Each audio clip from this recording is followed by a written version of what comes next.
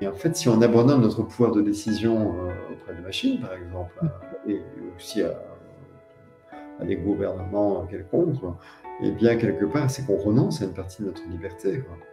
Et on l'a évoqué tout à l'heure, d'ailleurs, c'est peut-être notre liberté qui nous fait peur. Le philosophe Charles Pépin dit notre liberté nous effraie, quoi.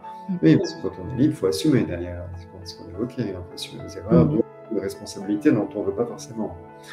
Donc, bref, dans le roman, la société qui est hyper connectée est constituée de gens qui ont quelque part abandonné en partie leur liberté. Et en fait, on se rend compte que quand on perd la liberté, on vit moins longtemps. J'avais été frappé il y a quelques années par une étude qui avait été faite auprès d'un survivant de la Shoah, quelqu'un qui avait vécu dans des camps d'extermination. Et en fait, tous les gens étaient morts autour de lui et pas lui. Et donc, les chercheurs avaient essayé de comprendre pourquoi. Et en fait, la seule différence entre lui et les autres qu'ils avaient